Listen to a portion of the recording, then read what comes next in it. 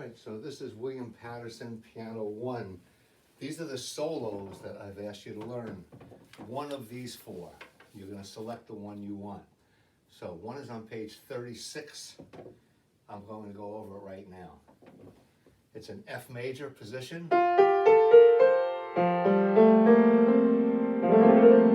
Have your fingers over F, G, A, B flat, C. It's just a 5-finger study. It sounds like this.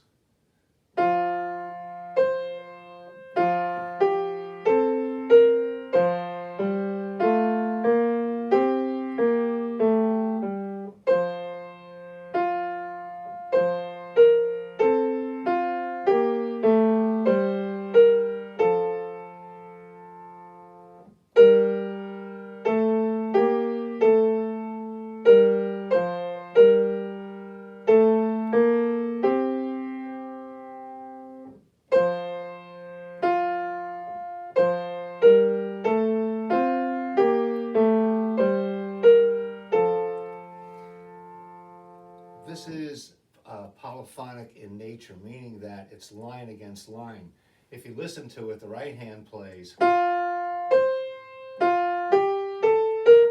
the left hand comes in the second measure with the same thing.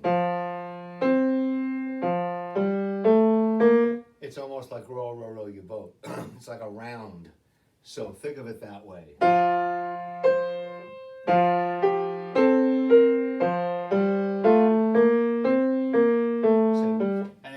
Catch up at the end, as you see. The very last line is.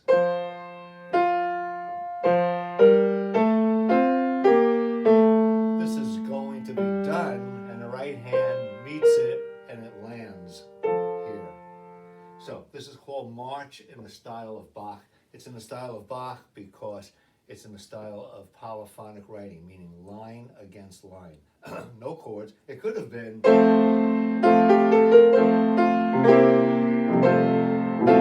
It could be all of that, but it's not. It's just 2 lines.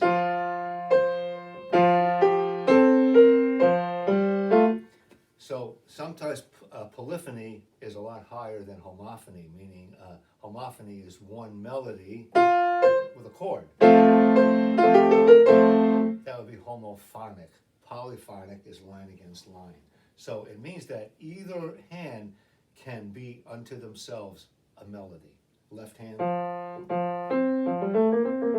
can be just as easily a melody as the right hand. Okay? So that's that.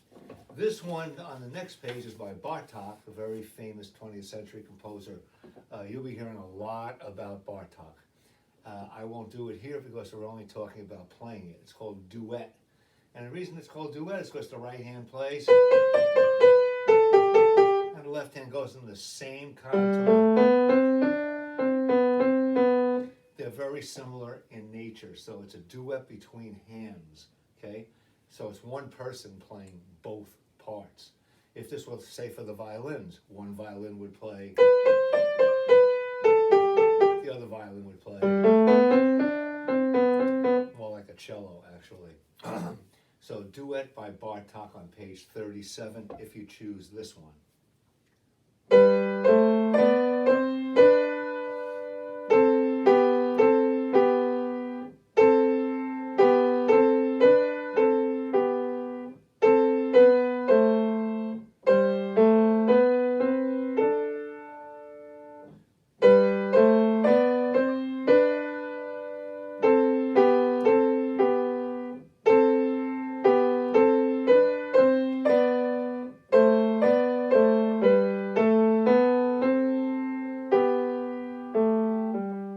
Most music, especially pop music, classical music as well, goes in 4-measure, 8-measure, 16-measure phrases. This one, 3 measures, then a 2-measure phrase, then a 1-measure phrase, and then a 2-measure phrase. Okay? So you have a good idea of what's going on in that one. You may have noticed I did this.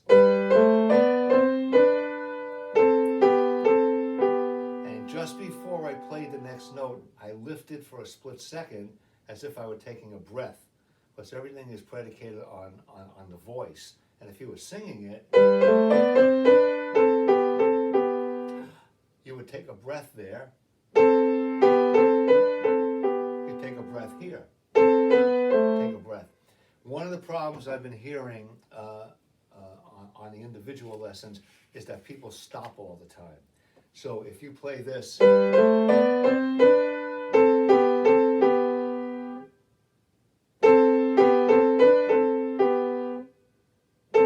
that's not correct. It has to be steady. Use a metronome.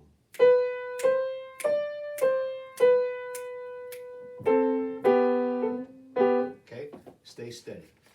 The next one on page 38 is a very, very interesting one.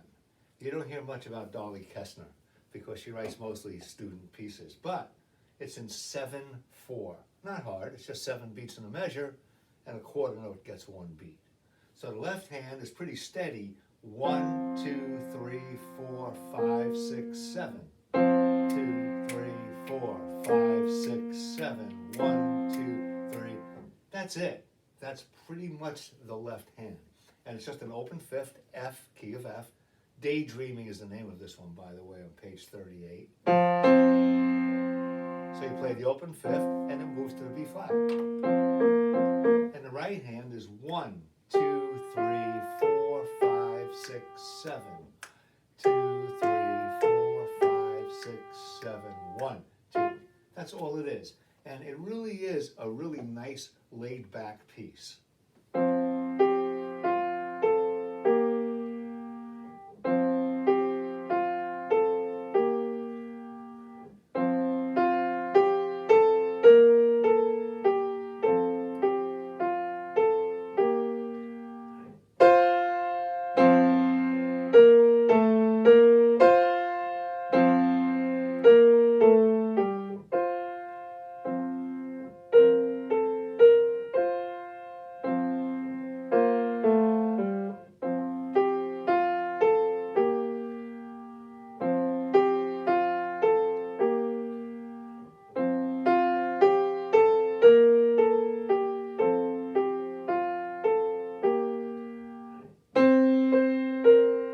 Just a C.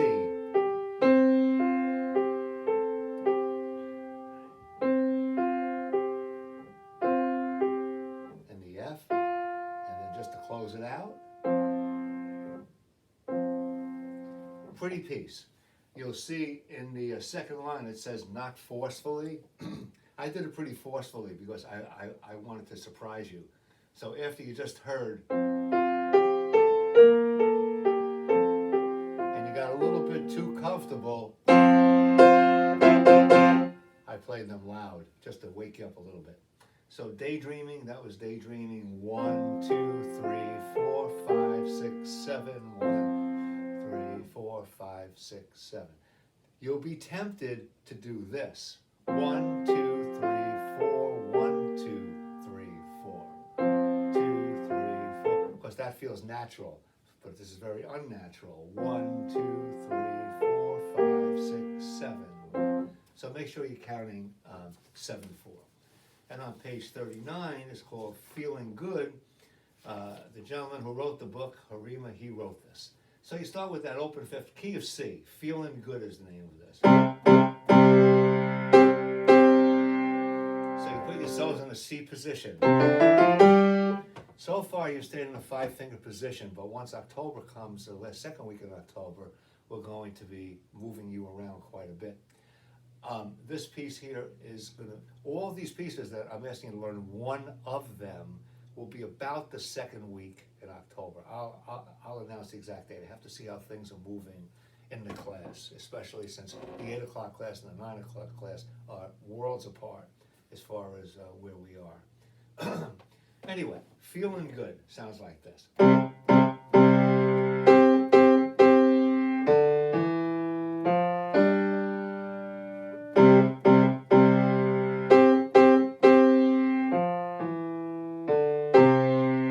Then soft.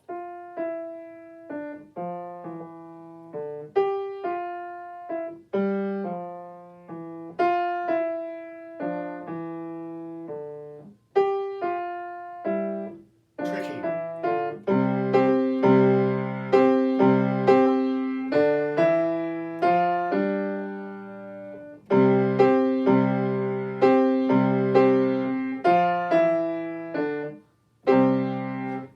tricky part of this is the rhythm.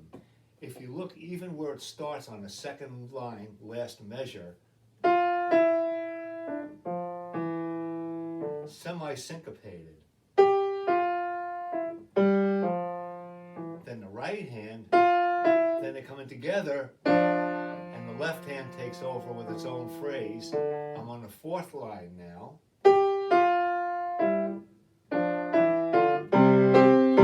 Look at this next measure. Okay, so somewhat tricky. The last line, second measure. Last line, second measure.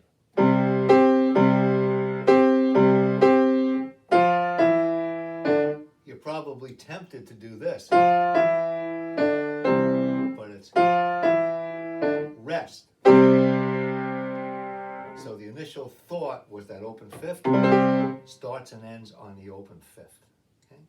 For all those people who have been asking me who this gentleman is here in my painting, because I didn't even realize it's always there. That's Vladimir Horowitz, at least one of the top 5 pianists ever. There's only been Ferruccio Busoni, Rachmaninoff, Franz Liszt. Those are the greatest pianists, definitely, you'll always read about. But in the 20th century was Vladimir Horowitz and Arthur Rubinstein. And you'll hear their names, even if you're not a music person, you'll hear their names. And if you go to concerts, you'll always hear Vladimir Horowitz. Vladimir Horowitz was a great pianist who could play anything. Not many pianists can play anything. So there's your answer for those 3 or 4 people that have asked me. Get to work on these solos.